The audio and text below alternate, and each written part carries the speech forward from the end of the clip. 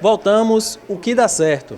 E para entender o que dá certo, nós estamos aqui na cantina do SESI com a Sandra Nunes. Ela vai continuar contando essa história para a gente, uma história de inspiração, determinação, vontade. E vocês estão acompanhando, né? Começou com apenas R$ 10 e hoje já está dominando essa cantina aqui, né, Sandra? Dá um pouquinho aí desse suco, nesse calor, né? Eu acho que eu mereço. E aí, Sandra, conta um pouquinho aí como foi daquele sonho em 2005 e hoje, né, em 2019, está aqui já trabalhando na cantina, tudo direitinho, mas você começou na informalidade, né, como nós vimos no bloco anterior, e aí você, em 2009, você virou empreendedora individual? 2010, exatamente quando começou. Eu estava no meu pequeno comércio, né, que eu abri para poder...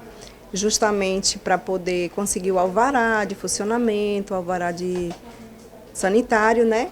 Então, passou na porta, o Sebrae, né, tinha selecionado algumas pessoas e, por coincidência, passou exatamente quando eu precisava.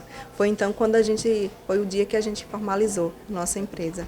Isso é muito interessante o que a Sandra está colocando, porque a mesma oportunidade que você teve, vários empreendedores aqui na nossa cidade, na nossa região, também tiveram, né? O Sebrae saiu visitando para poder orientar, falar sobre, né, como se formalizar enquanto empreendedores individuais. Só para o amigo de casa ter uma ideia, né, é importante a gente falar sobre isso, nós, através do microempreendedor individual, essa lei de inclusão social, algo muito importante aconteceu no nosso país. Nesses 10 anos de MEI, 2 milhões de pessoas saíram da informalidade. Entre essas pessoas que saíram da informalidade está aqui a Sandra, né, que mostra para a gente o exemplo de superação e o exemplo de como isso pode dar certo também para você. E aí, quando você se formalizou, o que é que mudou, Sandra? Mudou muita coisa. As oportunidades aumentaram, ganhamos a licitação em 2011, em março de 2011, foi rápido. Logo em seguida, na UNEB também, na cantina da UNEB, foi 2014. E depois, 2016, ganhamos a licitação aqui, no SESI. Então, a sua grande oportunidade era buscar as licitações, né? Exatamente. Eu entendo que os nossos maiores clientes é justamente o governo municipal, estadual, federal. Algumas pessoas não entenderam ainda, mas os nossos melhores clientes é exatamente o governo, né? E o MEI é para isso, o MEI pode tudo. Eu falo assim, o MEI pode tudo. É interessante isso que você está falando, até para reforçar para o pessoal de casa que está nos acompanhando.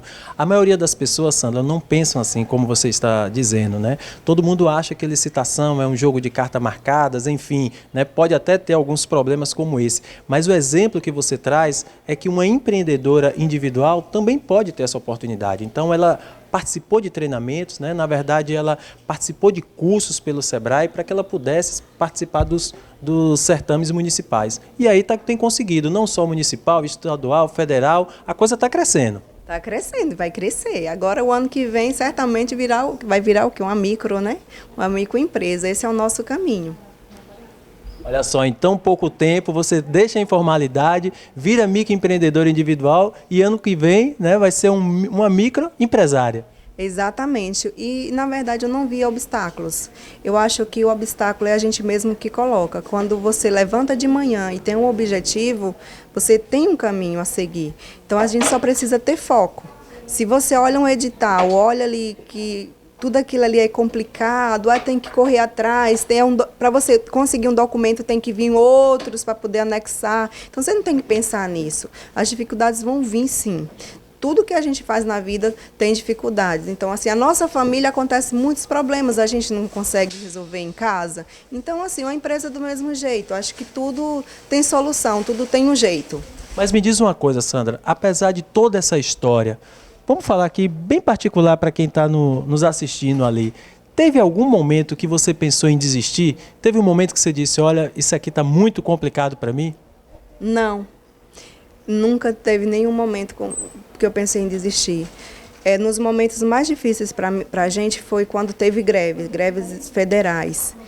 E, como eu falei, eu quero deixar um legado para os meus filhos. Então, assim, quando eles me veem numa situação difícil, eles até já ficam pensando, e agora, o que é que minha mãe vai fazer?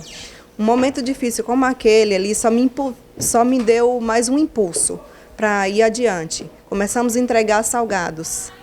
Enquanto a greve não passava, fomos fazer outras coisas. Então, assim, uma grande dificuldade, ela pode ser uma injeção de ânimo. Cabe cada um entender do seu jeito, mas para mim, eu não tive tempo de me entregar. Eu não tive esse tempo de me entregar, então só tive que pensar o que fazer e agir. Então não pensei em desistir nunca. Oh, parabéns, viu, Sandra? Porque uma coisa muito importante que você traz é o seguinte: às vezes a gente ouve a palavra crise, e em vez de a gente superar com criatividade e determinação, que foi o que você fez, a gente abraça e parece que morre com ela. Né? E você teve a ousadia de dizer que mesmo nessa dificuldade da greve, você buscou uma outra oportunidade, mas assim, o seu negócio não parou. E isso trouxe mais uma injeção de ânimo para você. Exatamente. Teve momentos assim das férias, na época de férias. O que é que eu fiz? Era época de eleição, corri lá para a porta do cartório, muita gente, e comecei a vender lanche lá também. Passou o período do cartório, já chegou o período da escola. Então, assim, meu marido até acha interessante. Quando a gente passa assim num lugar que tem uma multidão, ele já olha para mim. Tipo, ele já sabe o que eu estou pensando. Ah, se eu tivesse ali, eu estava vendendo alguma coisa, assim, entendeu? Então, assim, ele sabe que eu gosto. E eu faço não somente porque eu preciso trabalhar, eu faço porque eu gosto. Eu gosto de lidar com pessoas, eu gosto também de desafio, né, até. Então, assim, eu faço o que eu gosto e amo o que eu faço. Ai, que bom. E quem é que cuida da gestão do negócio, né? Quem faz as contas, os cálculos, quem organiza tudo isso, o estoque, é você mesmo ou compartilha isso com seu marido? Então, tudo que a gente faz junto. Então, somos bem um só, né? Então, a gente faz tudo junto. A gestão, os pagamentos, as compras, a programação, como vai ser o final do ano, no período de férias e tudo mais. Então, sim, a gente faz tudo junto. Já que vocês fazem tudo junto, como ela comentou, a curiosidade que todo mundo quer saber lá em casa, né? Quer saber o quê? Como é que é essa família de MEIs hoje, né? Na verdade, não é só a Sandra que é MEI hoje. Você tem 4 filhos, né? E aí, como é que tá essa família de MEIs hoje? Então, eu sou MEI, meu esposo também é MEI e meu filho de 20 anos também é MEI. Ele é professor de violão, dá aula particular e também numa escola pública aqui em Barreiras. Então, assim, é uma família incrível, uma família de empresários. Então, assim, a gente está o tempo todo olhando uma oportunidade. Meu filho tem 20 anos e agora ele também quer entrar no mesmo ramo de participar de licitações.